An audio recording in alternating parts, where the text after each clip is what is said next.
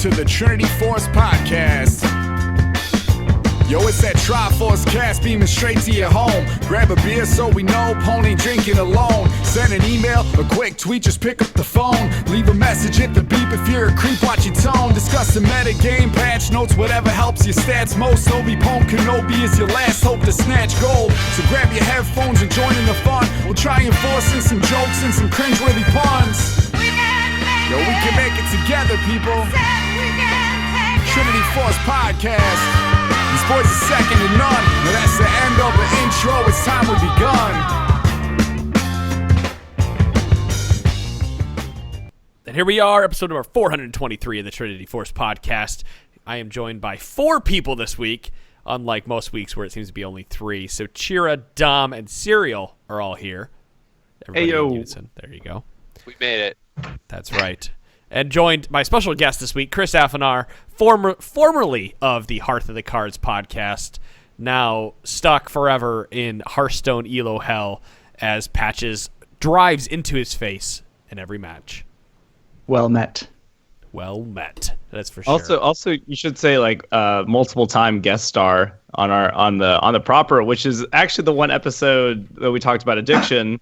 Chris was on for is the one episode I managed to throw out at my friends who don't play League of Legends whenever they're like, so what's your podcast? I'm like, I've got an episode that you could actually listen to and maybe understand or get something out of as opposed to I was just telling a ones. friend of mine, we got a master's level psychologist coming on. He's like, shit, that's cool. He's trying to make it into Challenger by the end of the season. So I'm also known as not Weldon because I saw that Adam was listening to last time's pod that he wanted Weldon on, and so they didn't get to me. So I'm sorry for all those that were hoping for Weldon. Well, I had been trying to get Weldon on before that point. Like, I'd been messaging him, but unfortunately the guy's a busy guy, and I think he's living overseas as well at this. Busy trying to turn G2 into an actual team. Right, which is not does not have caps, Adam. He's not working with caps. He's working with perks. Just want to clear that up too. Well, I know. I think I was just using caps as the person who have the biggest ego. I was listening for things to give you shit over, so that was on my list too. So I just had to cover that, check that off my list. So is this going to be like an over the course of the podcast one that will probably evolve as you find more stuff to give him shit about, or is it going to be like the stuff you had prepared now? I'm just prepping. No, because I got to prep for PAX. I don't want to use everything now. Well, that's true. We will have a good full weekend to talk shit. Yeah, we'll be sleeping together, drinking together, podcasting together. It'll be great. So if you guys are going to be at PAX East, let us know. I know we've already had one person tweet at us and say, hey, I'm going to be out there. I'd love to sit down with you guys and rap about podcasting and, Wicked Good Gaming. He was the one who came at us. We would love to sit down and talk to you, and I will get a hold of you individually if you aren't already listening to this episode. If you are out there going to PAX, please let us know. You can post on our Reddit, Discord, whatever it may be. Just ping at us and say, hey, I'm going to be there, and we'll find a way to meet up and at least say hi to you while we are out there. So Please do it on Twitter. Please do it on Twitter because I don't understand Discord well enough to be like, I have some pings on Discord and it's so jumbled and and there's probably a million. It's more like you get pinged but you're not regularly monitoring it and everything. So finally, when you see that you got pinged, like 5,000 messages have occurred between the last time between then and when you got pinged. Yeah, Twitter's very easy to monitor for this specifically because I'm not super active, but I get emails telling me that I have things to check. So, well, I need to make a quick plug for the keyboard that Sean and I got a while ago. I love this thing. I just spilled beer on it, and I was able to quick unplug it, get it cleaned off, and have it functioning properly. We'll check back in on that keyboard at the end of the podcast to make sure it's still functioning properly. We'll see. Let's check it after the game. After the game that we play after the podcast, and see if Dom makes it through that. So far, so good. I know that Chris made the joke that he is not Weldon, but I wanted somebody to come on this podcast that is some sort of psychologist to discuss the mentality episode that we had a few episodes back. About in episode number 420, I named that episode The Hooks That Hit, because we had talked about stop blaming the enemy player for being good, essentially, and own up to your own mistakes. right? And I wanted to talk about mindfulness, self-talk, some specific training you can go through. We've had this conversation before, so if you're a longtime listener, you'll probably have heard a lot of this because Chris had come on previously and spoke to us about mindfulness training and whatnot. But I wanted to recap it because I know we have a bunch of new listeners recently, and they don't know who Chris is or why they should be listening to him. So, Chris, I am going to give you the floor now. I want you to again give your credentials to people who may not know who you are, and all that kind of stuff, so people know why they should listen to you. Yeah. Sounds good. Also, things have kind of changed since I last came on too. So, not in my day job. Like as my day job, then I'm a therapist for mental health and also for addictions. So I have a master's degree in counseling psychology and a license to practice in the state of Michigan. So I've been doing that for about 6 years now. And then the last about 2.5 years, then I've been working in esports as well, making content with Weldon, doing like coaching seminars with Weldon, and more recently it'll be a year this summer, then I've been working with professional teams and their players. So I've been working with Splice, I've been working with H2K, and I've also worked with TSM. So those are the 3 organizations that I've worked with their players individually or as a group. For instance, then I worked with Splice's Call of Duty team last summer, and they actually got second at Worlds, so that was really cool. And then I got to work with H2K's league team over last summer split, and then they got fourth or tied for third and fourth because they don't figure out the placing for that. But at Worlds, which is really cool, and worked with some like a Smash player from TSM, and right. I mean, he actually won the tournament that he went to after he worked with me, so that was really cool. He was favored to win, but it was still good to see him feel like he was able to benefit from that, as he let me know afterwards. So I made a website for the coaching that I do for the mental skills coaching. It's esportsedge.net. So that's been fun. I was doing content for it, but lately I've been really focused on working with the teams that I have, because I have various teams I work with H2K again. I have a contract with them for the spring split. And I haven't, we're still getting up the schedule for beginning to work with them, but that's been really, really exciting to have that contract again. Working with Splice's Overwatch team, we're going to start doing that pretty soon. So it's been fun. It's been busy. I used to do, as Adam said, the Hearthstone podcast, but one of the reasons why I stopped doing that was because I really wanted to start focusing on my esports mental skills coaching. So that's been really, really awesome. So that's one of the reasons why when Adam asked me, I was like, yeah, I would love to come on and talk about this kind of stuff. Just real quick, so I was confused for a second when you said Esports Edge, and I'm pretty sure you mean EDGE. I also could have seen that being EDJ, but kind of like stylizing it as Edge. I got you. Yeah. So it is EDGE, and then for the Edge portion of that, yeah, it's just esports and then edge.net, all one word. Cool. Just making sure, because I'm sure at least one other person. It might just be me. I was like, oh yeah, it's like education. I got you. Yeah. No, he's not hip to the. He doesn't live in Detroit. He's not hip to the words that I'm kids close to use. Detroit. I'm in South Carolina, and that is much further away. Well, let's talk about some of the specific topics we talked about last week. So I'm going to say again, if you have not listened to episode number 420 of the podcast, I recommend that you do step back and go listen to that before you listen to this episode, because that episode lays the groundwork for what we're going to talk about this evening. So on that episode, we specifically talked about, well, we didn't really specifically talk about it. Just Serial had brought up a point during that episode that I wanted to start with, and that's understanding that you can be wrong, or realizing that you can be wrong. Specifically, a lot of people learn that when they're in their 20s, because a lot of us go through our early 20s and teenage years as indestructible. And it's like 27, 28 when everyone puts that together. It's like, oh, shit. Well, there's a good reason I'm the one bringing that up then, because I must just be realizing it now. Yeah, it's kind of a funny realization when you kind of go, "Oh, fuck, you're right." Oh God, I've been so wrong. Well, I do have responsibility for this. quick story. So, like when I was 18, then I would all growing up, I loved arguing with my dad. And when I was 18, I remember having one of our 3-hour discussions or arguments, whatever you want to call it, in the kitchen. And I remember specifically saying to him, "I will never ask you for advice ever." And then so I got married when I was 22, right? And I remember shortly after that being like, Dad, remember I said that I was never going to ask you for anything? I take that back. Can we just undo that, because I have a lot of questions.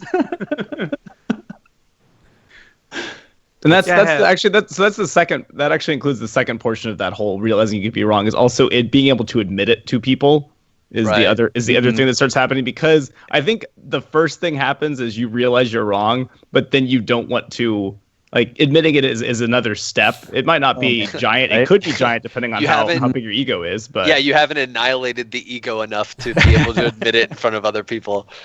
That is probably the number one thing that I want to grab my kids and shake them and be like, just admit that you were wrong, because it was like it's so liberating once you realize that it's okay to admit when you're wrong, and it's okay to be wrong sometimes. Yes. Like failure is your friend. Like being able to be like, look at something and say like, I made this mistake, and then I can learn from it, rather than be like, now this is what I am. Like instead of looking at it as like too often, especially when I think we're younger, then we internalize that as now all of a sudden we're bad, or we are that thing that happened. And I don't think we consciously do that. It just happens subconsciously. And like learning how to, like, what you're thinking and internalizing and how that plays a part can be huge in terms of building your confidence and being able to look at a situation and be open to feedback. Because if you're afraid to have those times when you fail, then you're not going to be able to improve it. And it's easier to be like, nothing I do in this game is ever wrong, because it's that defense mechanism, that shield, that belief that can't be us, because we don't want to be able to feel that. I mean, and there are a lot of people out there who spend every waking moment trying to twist reality or the circumstances to show that they were right, so that they are, absolved of any responsibility, which A, is unhealthy or sounds unhealthy to me, and B, just sounds outright exhausting. Yeah. That's a really good point. Also, too, like, I think that just being willing to be wrong and listen to what others have to say, then it's important to identify like where you're getting that from, right? Like, so for instance, like I just gave all the stuff that I do, and because I shared all that, then people, if you're listening, then you may listen to what I say and feel like I know what I'm talking about, which I feel like in a lot of the areas that I do, but it's because of I can get respect based upon some of my credentials that I've done, right? And if you have somebody in your life that you respect or that you trust, you're more likely to listen to them. And I think what it reminds me of is like this part where we're talking about like realizing that we can be wrong, is like where we get that information from. When we're told that by somebody, then if we have one of those two things, respect or trust, we're much more likely to actually listen to that person. Like when I coach mental skills, so that's something I really strive to build with my players, is making sure that they first, that respect is, like I said, it's easier to get because of the schooling and the work that I've done in terms of me talking about what I talk about. But like the trust part, that's built over interacting with that person and them getting to know me and me getting to know them. So like you guys gave examples of when you talked with Adam. And like, I know Dom has talked about it. I know Cheers talked about it and said like, there's this and this that I think that you can improve at. And Adam, you can answer respond to this. But my assumption is that some of the reasons why you listened to them was because of that trust and respect you have for those guys, and that really impacted like how you receive that. Because if somebody else gave it to you, then you may have just been like, fuck you, who are you? I'm not going to listen to what you have to say. Like, i.e. basically everybody on your team in solo queue, right? Because we don't know those people.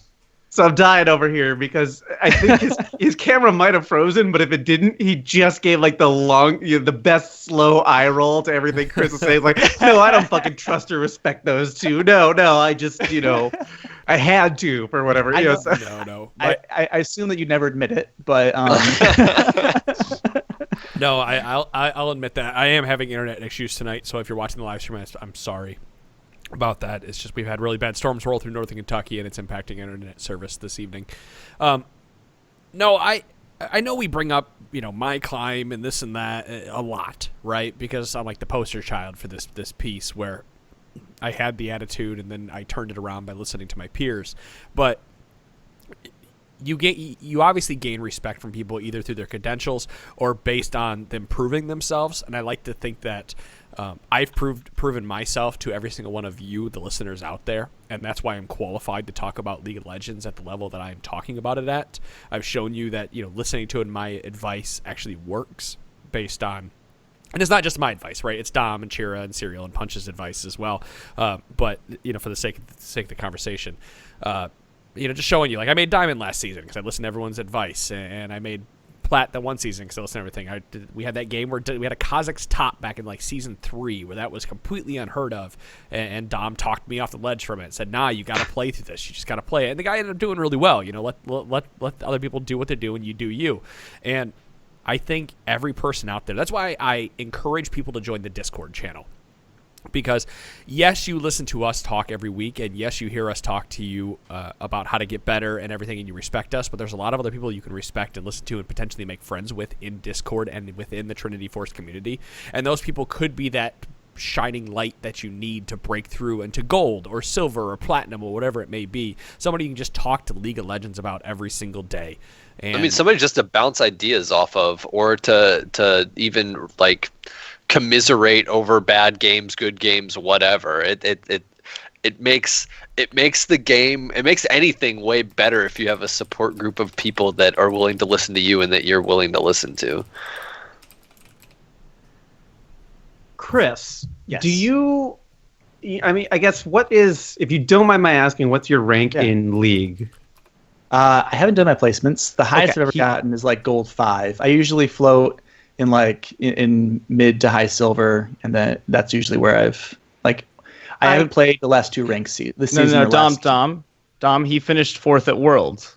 He got his third 4th at Worlds. We already that figured wasn't this why I out, asked. and I'm pretty sure they were going to take down Rocks. No, they were I going to take down had Rocks a for very third. specific reason for asking that. One of the most common, I don't know, things, for lack of a better term, that I've heard about pros is that they are frequently unwilling to even consider the advice of somebody that is lower ranked than them.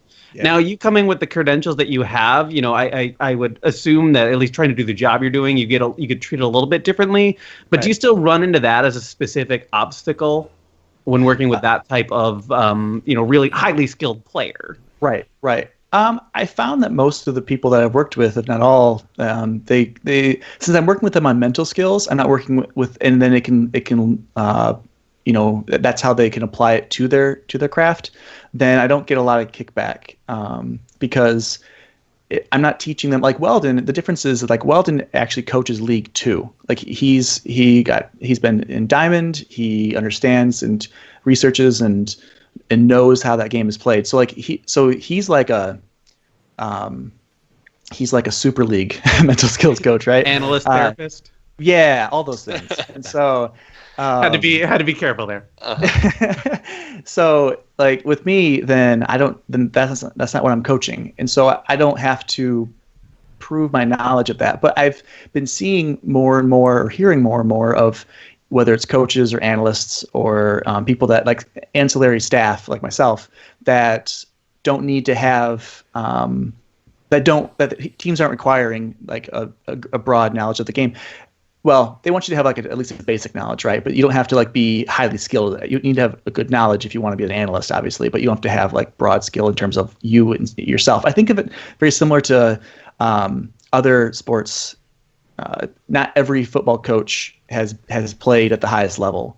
A lot of times, then players, they don't always turn out to be as good of coaches as somebody that had, like, I think lots of people have said like Michael Jordan would be a horrible coach. I would never say that about him because he's a goat. But like, but I'm just saying, like, that's the kind of stuff that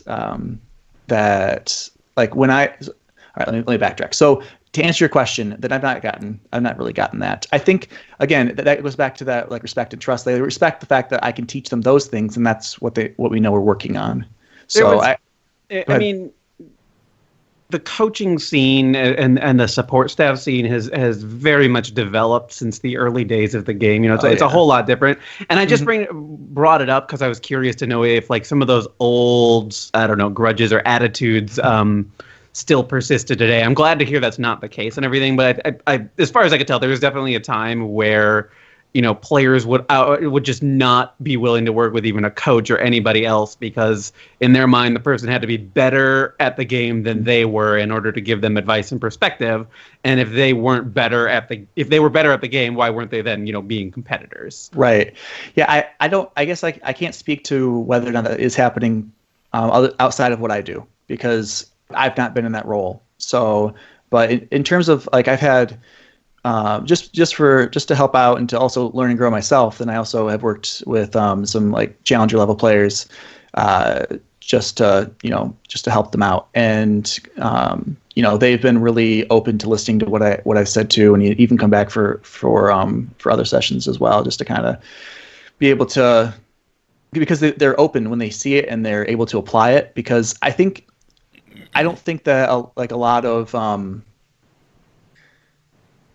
I don't know if there's a lot of knowledge. Like I know in the States we don't teach a lot in schools about like emotional intelligence and how to be able to use your emotions in a healthy way. And when people like a lot of league players, a lot of just esports players in general, like 16 to 24 is kind of the age range, and that's a really hard time. Like your frontal lobes don't fully form as a guy until you're 25. And I think they're actually pushing it back. I heard that somebody was telling me research is pushing it back a little bit, but 25 for guys, 23 for girls, which is why girls always make better decisions than us growing up. And some would argue even afterwards too, right?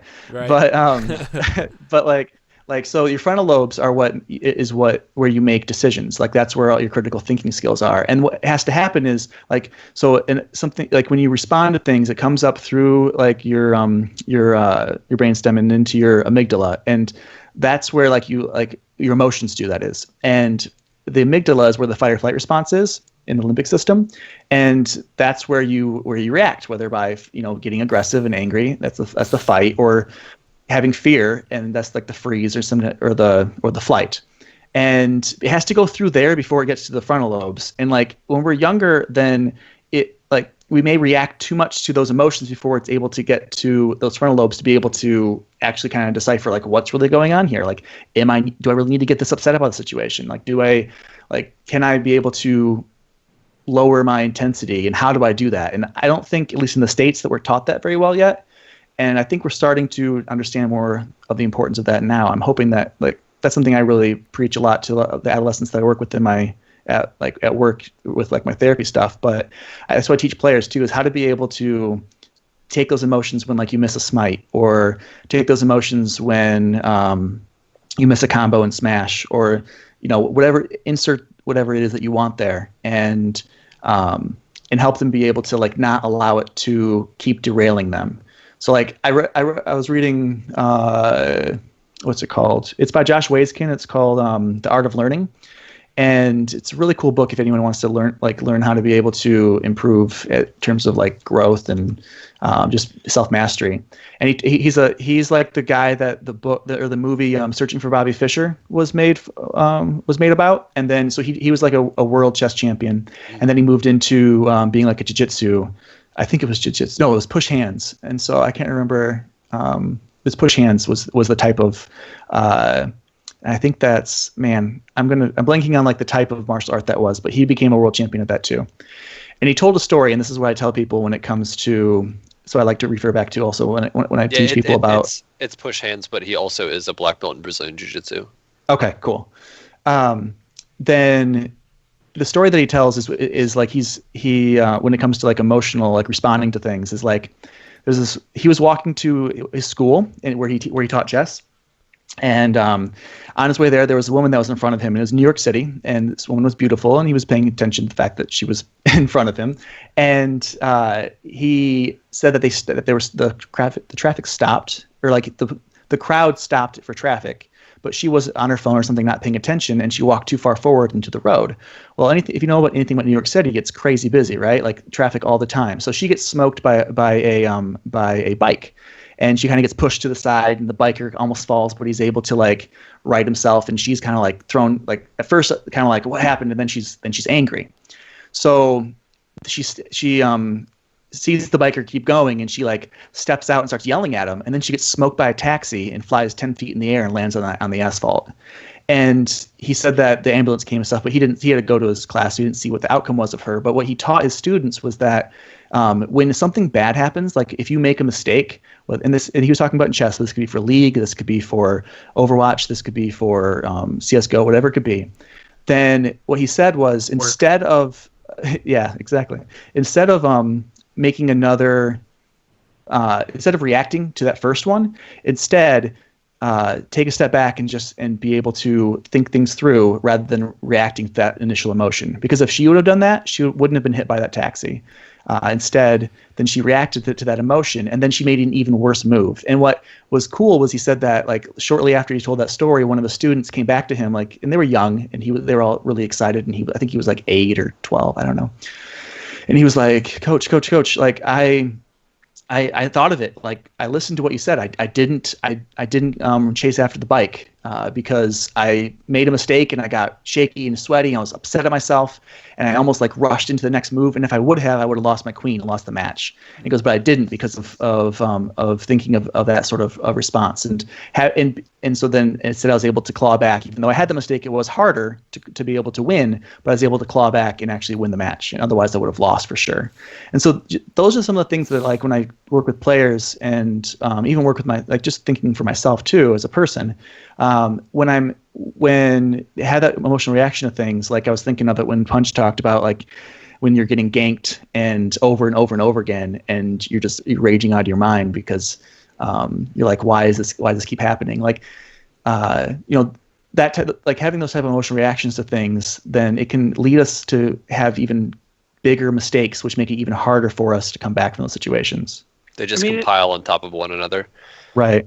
And it's easiest to describe this like in actual gameplay terms. Anytime you get a kill or something during laning phase, anytime you get killed, most times people like come back and try to press hard and everything, and they act like they have built some type of advantage because they got killed, which is really the opposite of the circumstances. And it's the players who have like that kind of measured restraint after something bad that happens to them that end up being able to turn around and still be functional or even major contributors to their team. Yeah. I was playing the other night. I think it was just me. The kids were down, and I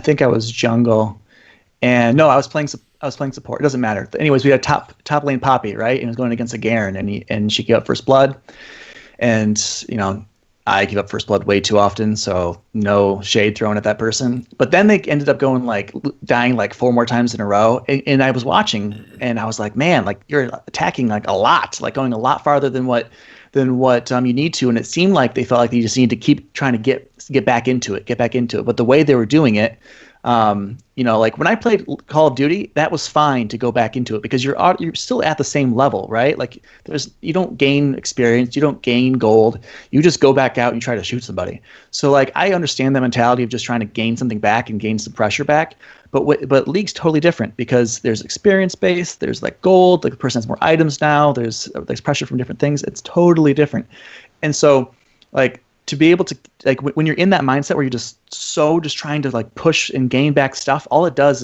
is like you're just banging your head against a wall and not getting any results. Like you're just trying to feel your way to a win rather than actually figure out like what's going to be the best chance for you to gain back some stuff and take some restraint, like you had talked about, Dom. Yeah, if you're trying to like right the boat when you're the one taking on water the entire time, it's not it's not going to go very well. It's not. Well, I like to. Oh, go ahead. I was gonna say you had mentioned pro players before and working with the pro players like H2K and whatnot, and I wanted to know. This was the specific question that I had for Weldon, but I guess since you've worked with H2K and whatnot, you can answer it too. So that's why we don't need him anymore. No, anytime you can get Weldon, get him on. He's awesome. No, he is awesome. But I like having you both on. Anyway, just speaking to how pro players handle mentality and handle playing against players of equal or better skill level. Chiro, you'll hear him frequently say that any player will try to become 0.5% better than the other player, and that 0.5% edge while that's all you can squeeze out or whatever it may be, even the mentality training might give you a 1% edge. That 1% more that you're receiving is 1% more than the enemy has. And I'm curious if you've gone over anything like that we had talked about previously with any of the players and how they would have handled that situation, or if they have the same reaction. Yeah, so like with pro players, those are the types of things that I work on is being able to recover from those situations, and like whether it's like some of it is quick.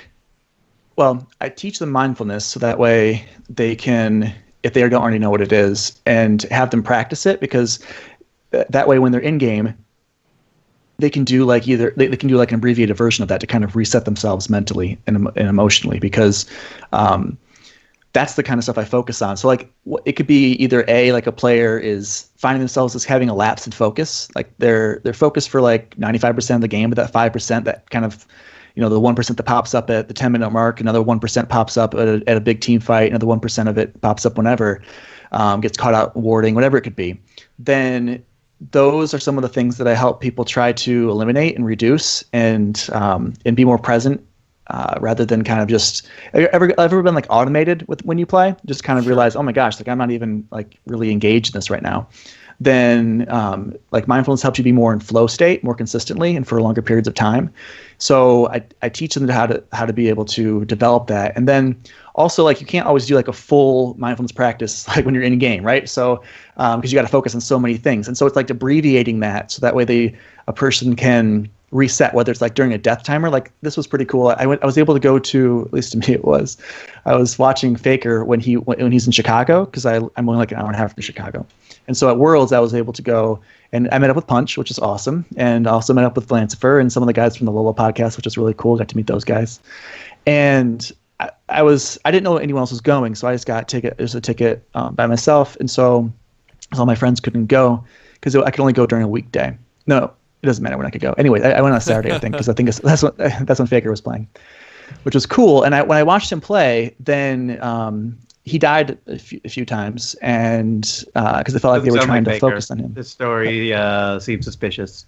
Right, I know. I was watching, and like it seemed like they're really trying to shut him down, but that's a whole different point. Like I can't speak the analytics of the league well enough to feel relevant right now. So what I want to get to is like after he would die, like I was close enough to be able to see him, and I was at an angle where the screen wasn't in his face, and like I saw him multiple times do just like a cleansing breath, which anyone that's in mindfulness training knows is just like a deep breath from your stomach, inhaling through the nose, exhaling through the mouth, and and then you look at the screen, and then I just kind of saw him just do that, and I could see him like when I do it and teach people it, then I think I help them visualize things like inhaling in, cleansing and positive type of and focused type of breath, and then you exhale out whatever it is that you don't need any longer. And it was like he was like thinking what happened, inhaling, taking in what he wanted to learn from that situation, then exhaling all the garbage that didn't need to stick there anymore. That way he could just move on to the next thing.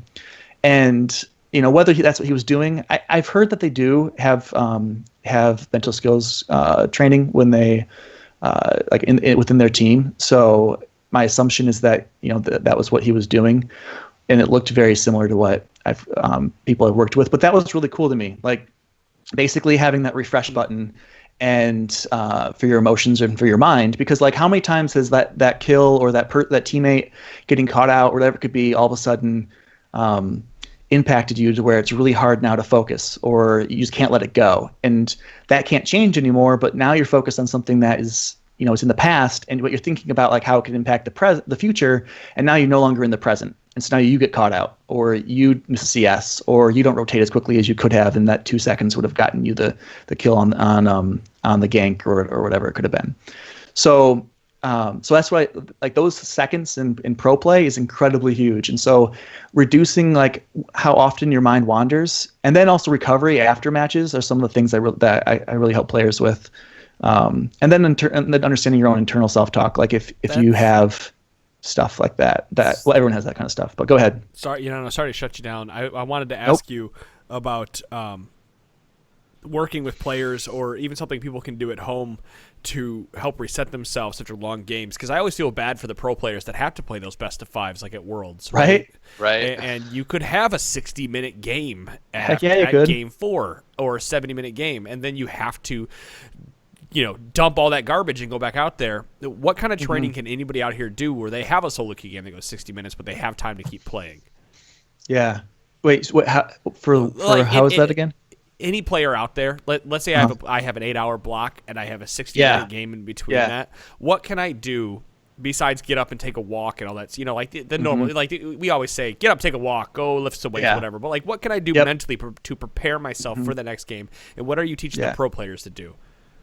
Yeah. So so some of the things that I would say would be like, write down or talk out loud. Like with the team, you can talk out loud, but write down the things that times when like you felt like you really push yourself the way as far as you felt was like where you made good plays, basically, like where you push yourself to the limit and made that play that we felt was positive, and highlight that in your mind, or however many of those are in your mind. Also take the ones when maybe you held back and you didn't you made where it was like maybe you didn't do something that if you would have done it instead, you could have had a better outcome. So thinking of those times when you were afraid to make a decision, and identify that, and then just recognize it for what it was. That way, you can, the next time you're in a situation like that, then you can improve your own. You can identify it when it's there and make a different choice.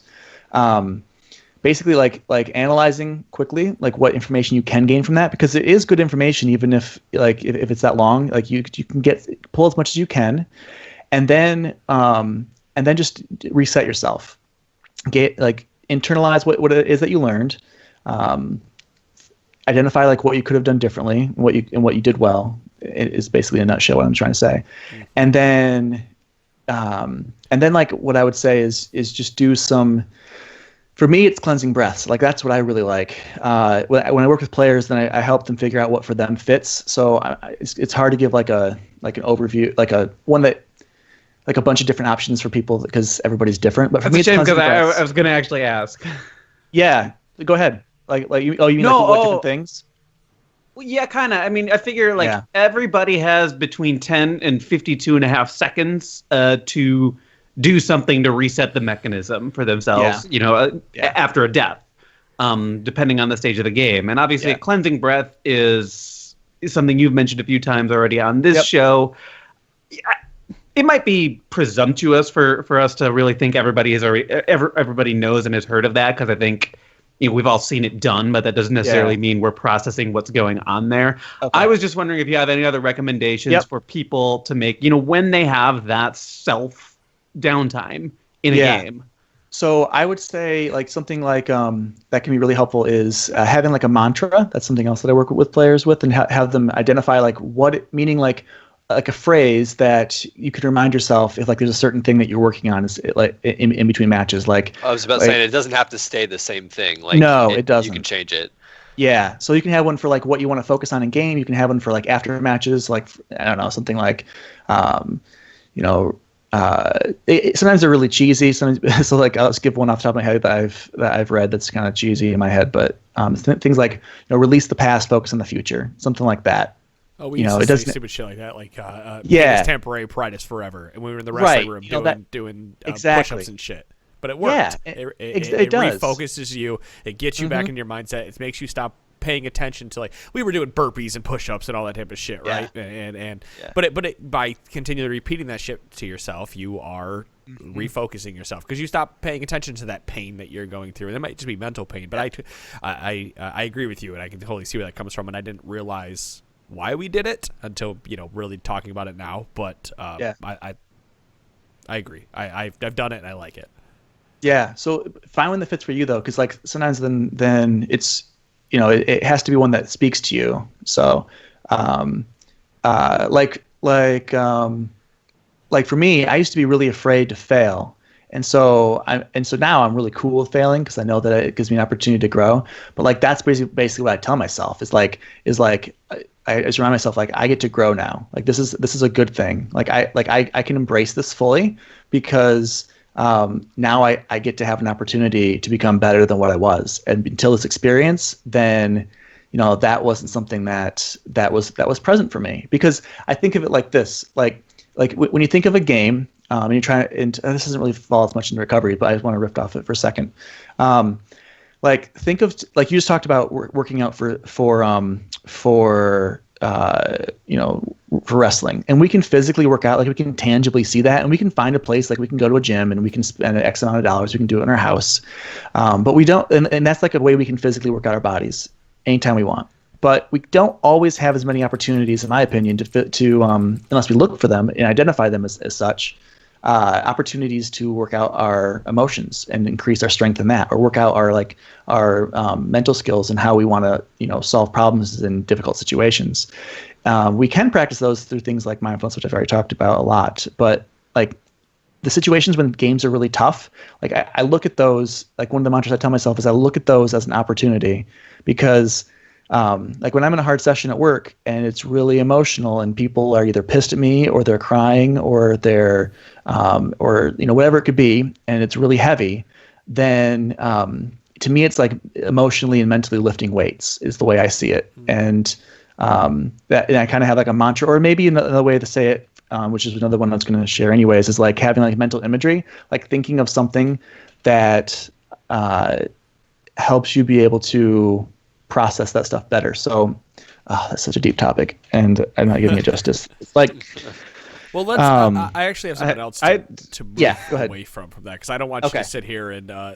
Can I finish one point on that before we leave it, though? Because there's been a bunch of stuff that's been building, and I keep realizing that more of it applies. Yeah. And what I've realized with this episode, and I guess the 420 episode, is that we're giving a lot of advice for things you can do to improve. It not necessarily in small ways, but by doing small things to try to improve your play, your mentality, your mindset, what have you.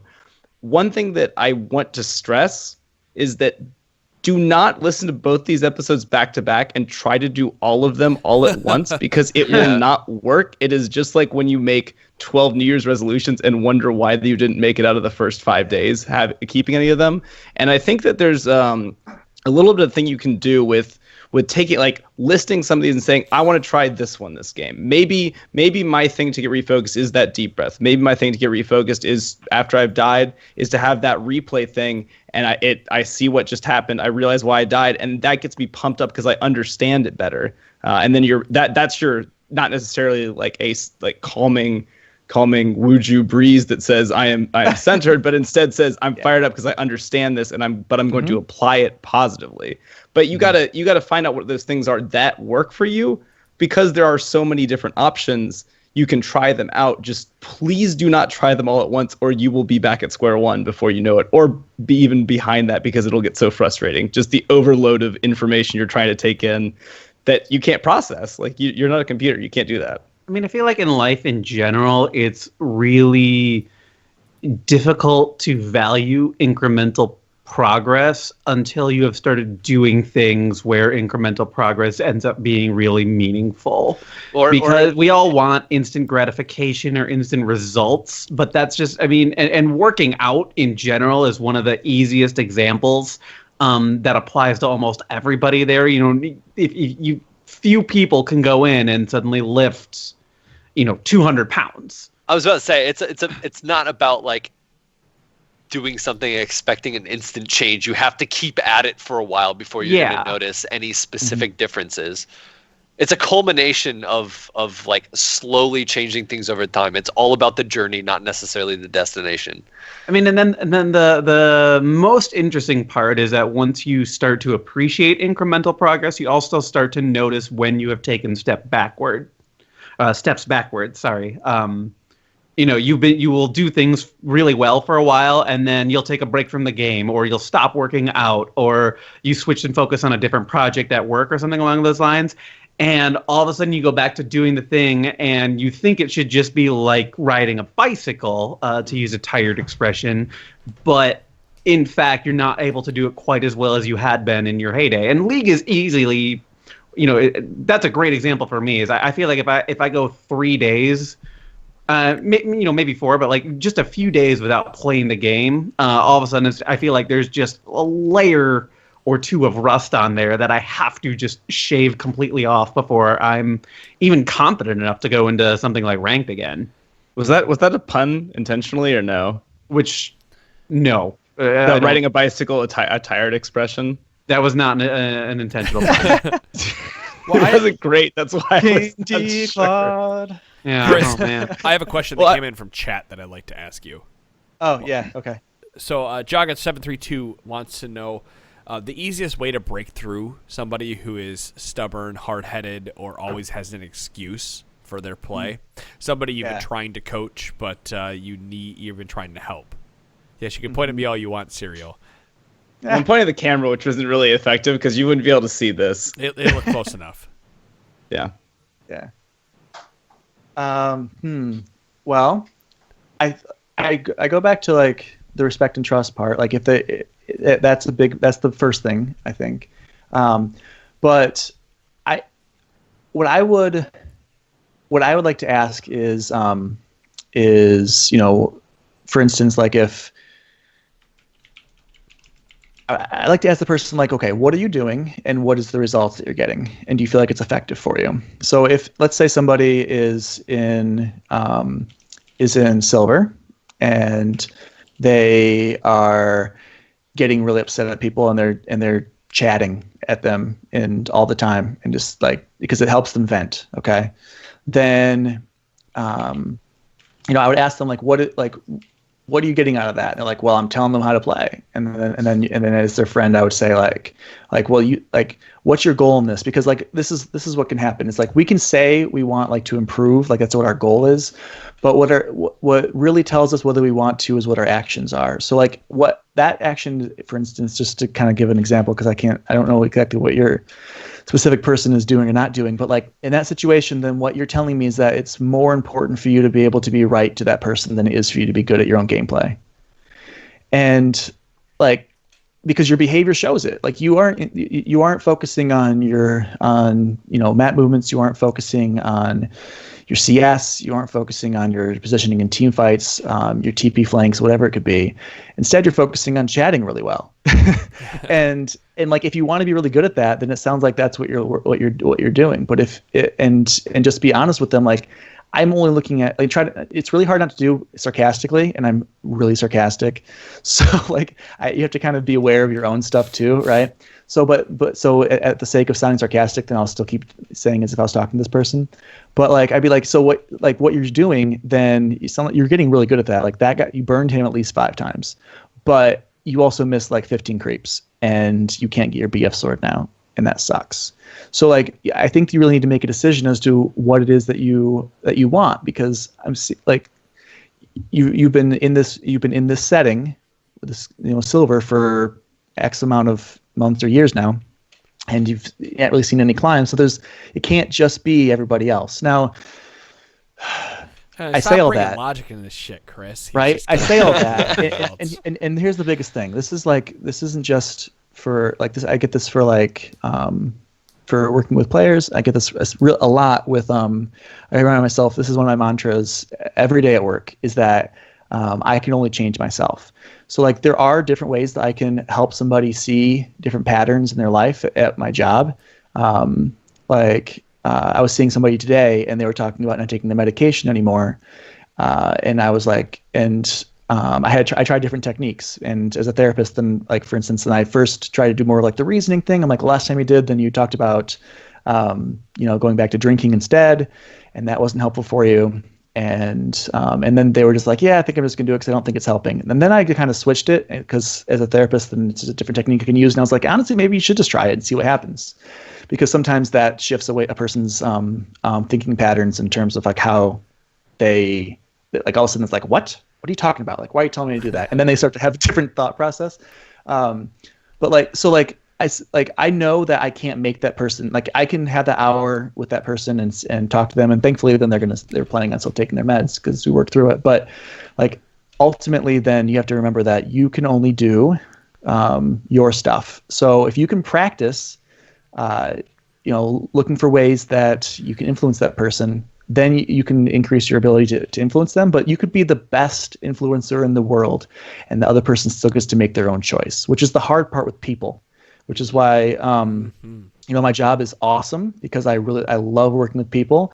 And there's also times when I feel like it's for me it's really difficult because I also like to see positive change, and I think I can see things that others can't sometimes because not to sound mystical. I just mean like I think we all can see things in other people sometimes, right? Like you're seeing this in your friend, but getting them to that point where they make that decision. Because if I tell them, yeah, they'll understand it, but until they own it and they get to say like, oh, that's what I need to do, like how much more of an internalization and desire do you have to change once you make it your own rather than when someone tells it to you? And so I would just encourage you to practice. And if I could tell you right now that I could like how to do that specifically, I could have saved myself thousands upon thousands of tens of thousands of dollars from going to school. Dude, so, you'd be a millionaire right now if you could just tell people how to change their mentality like that, right? Well, and I wouldn't have had to spend so much money going to school. So like that would have been great too. But it is really in depth. Get in Discord if you want, and no one's ever in the Hearthstone channel anymore because we kind of died. Yeah. So feel free to message me in that one. Kind of died too. Right, I know. But if you want to kind of get in some details about that, and we can, I can try to help you out and riff off that. You can find Chris on Discord. He's in there as you're under C Alphenaar or Chris Alphenaar in there. I can't remember your. I have open DMs too on Twitter, so if that's easier because. Just I totally concur with I totally just concur Chris. Yeah, that's about it. We covered a lot of this. Discord's hard. No, it's cool. We covered actually like very, very similar discussions on the addiction episode. There's a lot of like trying to help people, and like that kind of stuff applies to any time you're trying to help somebody, not just if it's something that's objectively bad like addiction. Like you can, if it's something like they're, like you said, trying to type more than CS, like you can use those I statements explaining like like taking away the attacking vibe from your statements helps so much just in life. And that's a great thing to practice if you want to use that in life. Like if you use that with your friend in League, it's going to help your real life too, and vice versa. Like that's it compounds really well as just a social skill. So I think if you try to help them there, you'll also help your real life. I don't know you personally at all, but it helps real life social skills, I have found. Mm-hmm. It helps it like for those of us that are sarcastic, then the I statements are huge. Yep. Going back to the sarcasm thing. Oh, I was waiting for those. Oh Jesus, Chris, we're gonna be terrible at PAX together with us. There's gonna be so much sarcasm as we move around. Going back to the sarcasm thing, I want to just make a quick note to all the listeners out there. Keep in mind that text conversation is an incredibly limited means of communicating with people, and that odds are good that even if you're being sarcastic, like that is not being properly conveyed to the receiving party. You have to really, really, really know how to communicate via text in order to get that point across properly. And odds are good you're not able to do that in the heat of a moment in a game of League of Legends or any other game that you might be playing. Just have your macro set up to when you hit enter, it always adds a /s before it types it, and you're good to go. Constant sarcasm via text. Can we go back on more what the word I'm looking for? Serious topic with the I statements, because that's the other thing. I think that we need to mention I statements again, because the last time that Chris came on, we had spoke about using I statements, and I know he can give it more justice than I can, but I will say I started and have lapsed, but when I started using I statements, it helped out a lot, and not just in League of Legends. It helped out a lot in life. So please tell us what I statements are. So basically you're saying like I feel, and then you explain what emotion you are. So like, and then so then you say when, and then you put in what happened, and then you say, please, or can we do this, or can you not do this instead? So for instance, like let's say I feel bad when this happens, and I feel like we should do this way because it makes me feel this way, type of thing. Right. So like, let's say Adam and I are playing, and I gave up first blood, and Adam's like you dumb fuck. And I'm just like, Now he's my friend, so like I would take it personally. But let's just say that I was like, that hurt, right? Let's role play. Let's role play. So yeah, you so dumb like, fuck! How could you fucking give up exactly. first blood, you son of a bitch? There we go. There's that colorful Yeah, language I was looking for. that's Adam 7 times out of 10. Right. So then I figured this could be a good example. So I would say like, dude, Adam, like when you call me a dumb fuck, then that makes me feel like I'm really bad at this game. And I already know I am, so it makes me even play even worse. So instead of like reminding me of how bad I am, could you just let me know like what I could like give me some either encouragement or let me know, what I could do differently in the situation right now, because that's going to help me be able to play better. But if I keep getting yelled at, then I'm going to play even worse than I already am. Oh shit! That took you so are long right. to type out in game. No, in game. Yeah, so this is more of like this is more like working it with your friends and team. Like I statements. You're not going to be okay. Here's the thing. In solo queue and playing with people you don't know, I statements probably aren't going to be that effective because you aren't having voice communication. Like you can't type that out, and you're probably not going to get very good results because it goes back to the respect and the trust stuff, right?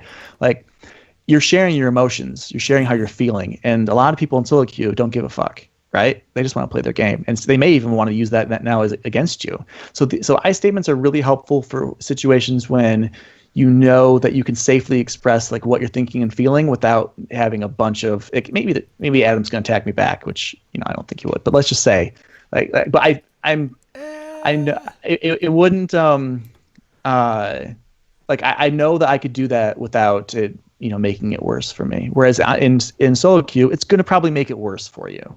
So like this is mainly for like when you're talking with your friends, when you're like talking with a loved one or anything like that. Even at work, sometimes you can do that too. You can also it also can be helped by adding constructive criticism as opposed to not giving any sort of feedback that's helpful. As like you need to play better versus I think you could play better if you did this. You immediately just made that sentence way less aggressive and much more helpful if the person's willing to listen. Again, as we talked about, if the person's not willing to listen, that's kind of beyond your control. Solo queue is not the time to try and correct behavior. Oh yeah, let's put it there. Let's start there. Just like saying, if this is somebody trying to help their friend, I think it's. I was gonna say you're gonna just piss in the wind on that one. Please, everybody out there, stop trying to correct behavior while you're in solo queue. You can not do it. You can influence it, but again, you have to. The other person has to make that decision. You could say the I statement, and it would be perfect, and then the person still can say no, right? So. I mean, in a lot of cases, if you're looking at it from the other angle in like trying to be really critical of somebody's actions in the game, you're being really arrogant and presumptuous and assuming that person doesn't recognize that they just made a mistake. Yeah, I've talked about this. You are this. not actually... Right. Yeah, I know. We've talked about all that stuff, but I mean, like you're not... That's what also I actually forgot to mention this, that I guess the 420 episode, which was the owning up to those mistakes. Like I tend to do that a lot if in chat, if I have the time and it's not going to be wasted. I also realize it takes the wind out of the sails of somebody who's who wants to blow you up in chat. And then there's something like, wait, what? Deflection is amazing, right? Or no, it's not even deflection. It's like it's ownership, it's like owning right? It's like, accountability. How could you get ganked? Yeah, I messed up. They're like, wait, I had more flaming to do. I thought I had more of this to go. That's the same thing. Yeah. And I'm going to take some wind out of Chris's sails because he's been speaking for about 30 minutes in the entire podcast here, and I need to get something in. No, I love you, Chris. I'm glad you're talking because that's why you are. But my soapbox is real life, man. I'm telling you got my soapbox tonight. I have to give you shit because I haven't been able to give it to you because you've actually been helping our listeners out, and I don't feel right interrupting you and giving you shit. But now at the end of the show, I can do that anyway. To try to go back to your point. Taking the wind out of somebody's sails. I forgot my point. I forgot it. I'll be honest. I completely forgot it. I was trying to get out of your sails beforehand. I took the wind out of my own sails by giving Chris shit and then forgetting my point through the middle of that. Can I no, get on some subject? Yeah, can he get back into it then if you have nothing?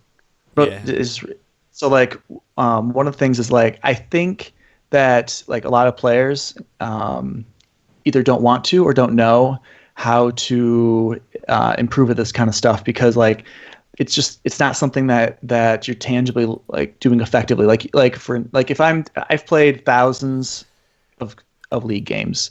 And until I started doing this stuff, then I didn't realize like the ways that I could improve, and I just haven't had ways to like time to apply it recently. But what I'm trying to say is like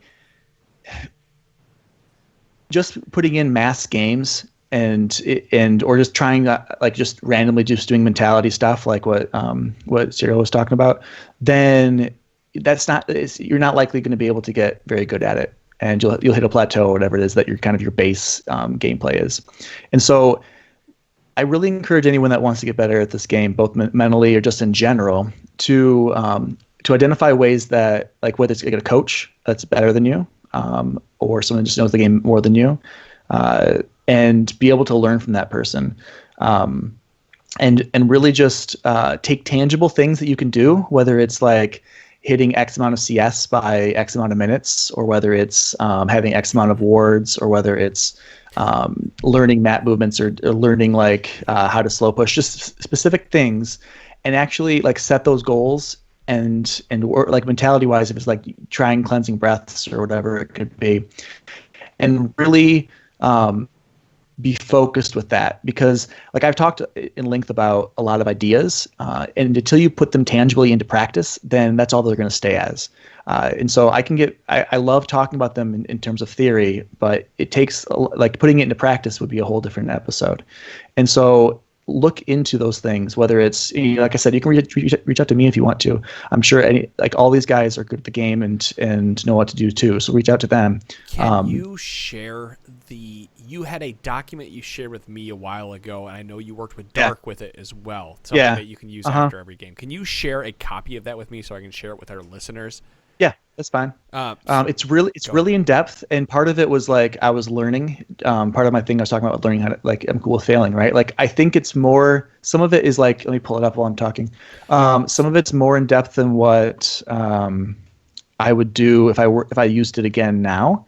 But there is a lot of good, like you can still play with it to figure out what fits for you. What Chris is talking about is he has an Excel spreadsheet that you can. Well, it's a Google Drive spreadsheet, and after every single game, you write down specifics of what happened in that game, what I did well, what I didn't do well, a point in the game that I thought that could have gone differently, et cetera. Like, all these little things, and who I played against, who was on the enemy team, et cetera. There's a whole bunch of little pieces in this, and every time you finish the game, you spend 5 minutes and enter that information. And after 20 some odd games, you go back and you look, and you can figure out your attitude and start figuring out where you were right, where you were wrong, and what you can improve on, and that will give you the next step to figure out where, to Serial's point, where to start this mindfulness training that we're speaking of tonight. Because Chris has given you a lot of tools this evening, and I think that spreadsheet that he has, that I'll link in the document, I'll also put it in Discord and on the subreddit, will help you find a base level to figure out where I need to start for this mindfulness training so that I can become a better player. So the one that I learned wasn't always all that helpful, except for when you need it, is I have a section in there called coping skills and effectiveness. So that's like I talked about, like the cleansing breath, or what you guys have said too about like going for a run, or doing some push-ups, or getting a drink of water, or whatever it could be. Like if you need to use that one, that's cool, but don't feel like you have to fill that one in every time. But basically, then it's just like like your date, what champion you played, motions for the game, goal for the game.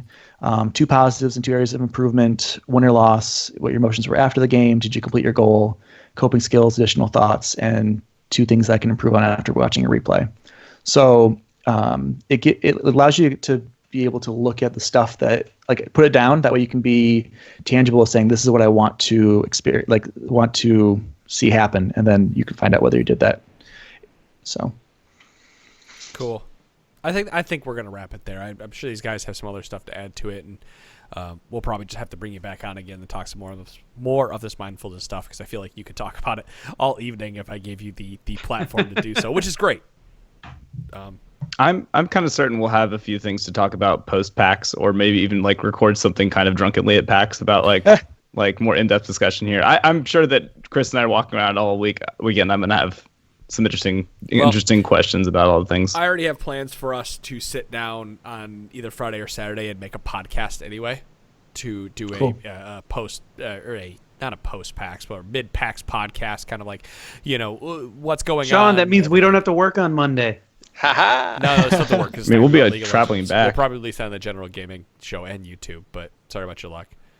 Oh, the faces. Anyway, yeah, we'll be at PAX. So, guys, that I'm just gonna end it there. Chris, thank you so much for coming on and anytime. imparting all your knowledge. It was awesome. I think there's a lot of great information in here, and every time we do one of these mindfulness episodes, I feel like we just don't have enough time to cover everything.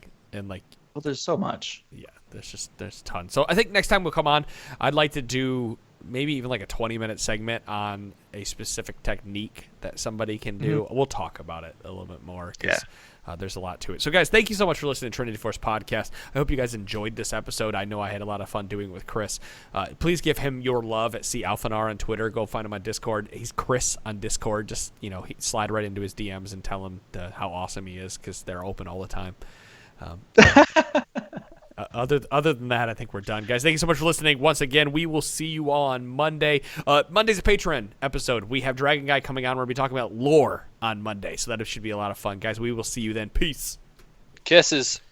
Bye. Later. Bye.